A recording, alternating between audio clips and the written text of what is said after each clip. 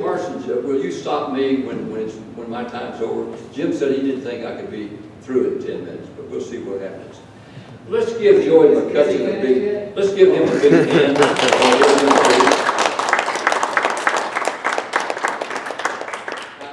I think the longer he lives, he'll get pretty good at doing this one.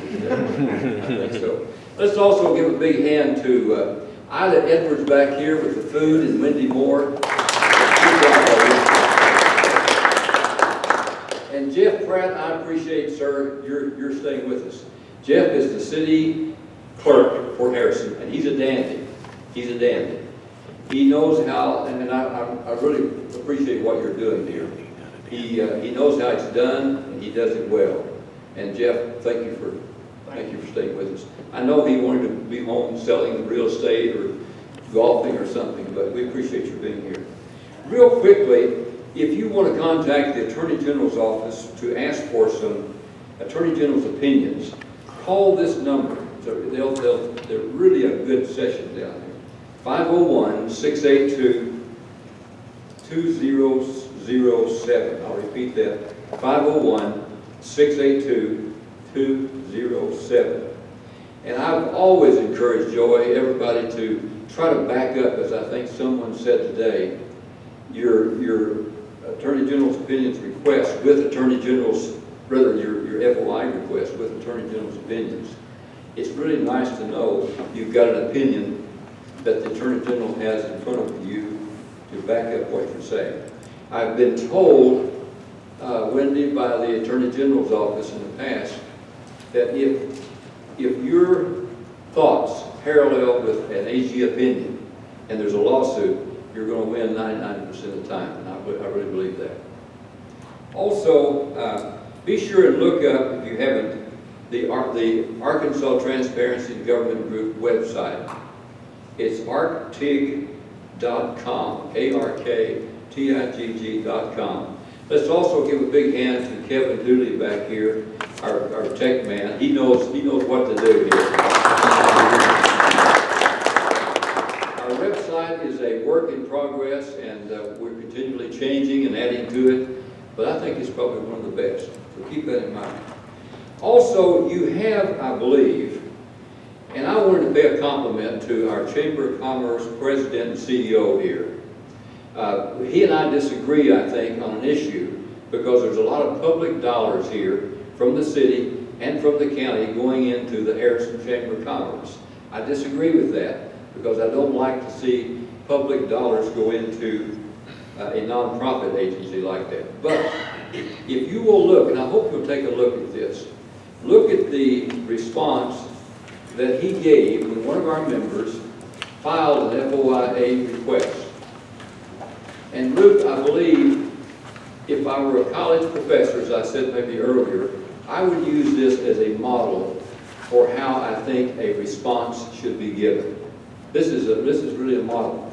Now, I disagree again with how the money is being brought from the city and the county to the chamber. But Bob's response here, I think, deserves accolades as to how he did it. And I asked Bob to come and speak to the group. He maybe had another appointment or something or didn't want to, but I really think that this is a model for how I think an Attorney General's opinion should be answered. It's very clear, very concise, very open, very transparent, evidently. Now, whether his figures are right, I don't know, but it's well done, it's well put together. I even complimented, or was going to compliment Jeff, his secretary, and I called and they said Bob did it. So it's very good. I did want to mention that. Also, something hasn't been said. I'm okay on time, Jim. Something has been said about, nothing has been said about venue. If you ask for a meeting or request a meeting, or there is to be a meeting or a hearing or something, and the people who are sponsoring that try to cram you in on a real small, closed meeting, there's a way to get around that. I would suggest telling the governmental officials that you expect a much bigger crowd, much bigger audience than what they're providing for. We taught a local superintendent a lesson 2 or 3 years ago on a situation like this, where we had a hearing was to be scheduled. We knew there'd be about 250 people there. There were 245. He tried to put it into a small high school library.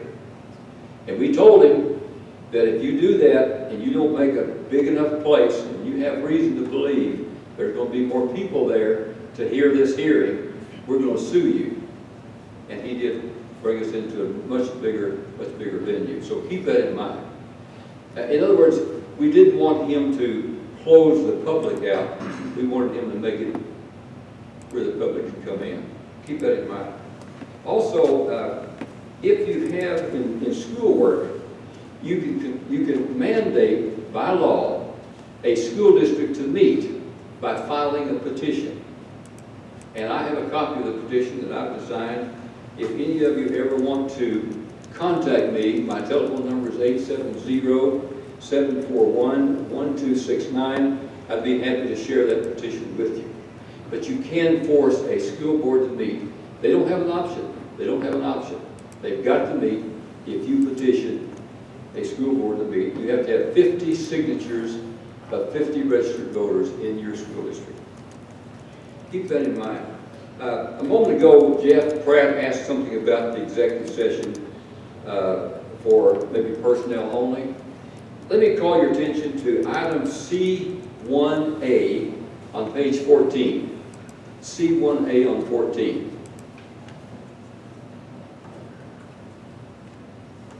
I'm just going to read this. It says, except as provided under subdivision C6 of this section, an executive session will be permitted only for the purpose of considering employment, appointment, promotion, demotion, disciplining, or resignation of any public officer. That might be a city council member, school board member, trustee of the county, of any public employer or public officer or employee. There's basically your specific reason. It is designed, I think, as a way of protecting personnel, people, not necessarily job possibilities or construction projects or things like that. I think you all have done it correctly. Yeah.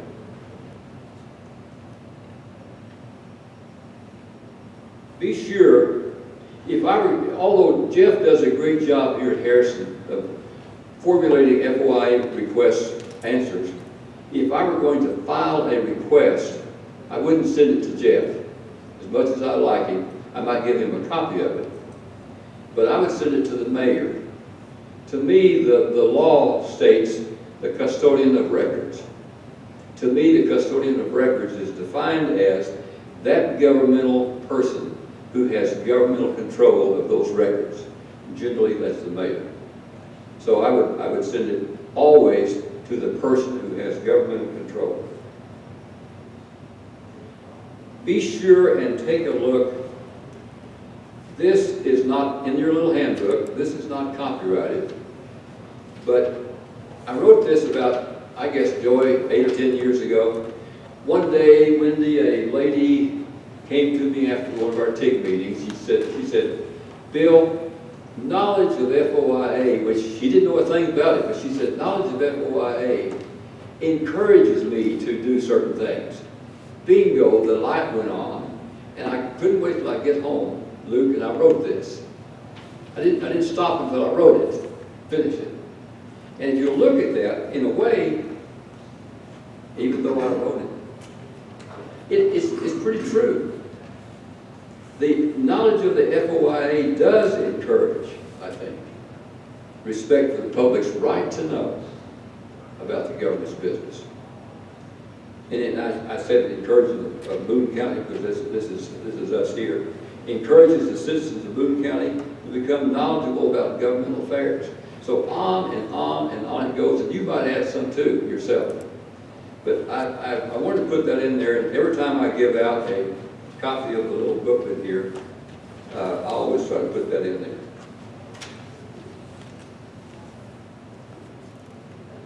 One of the things you'll run into, Jim, and I'll let you go. One of the things that we run into, I find this to be true, that Sometimes when your Attorney General's requests are turned down, I find it's maybe because of a lawyer, an attorney, who represents that agency. They want them to turn it down. Because what? That gives them joy and opportunity to sue. That's not always true, but I find in some of the cases we've handled here and we've dealt with over the years, sometimes the attorneys really have no reason to request that their clients turn those down. Jim Parsons, I know you and I have a great deal of wondering about what do we do with nonprofits.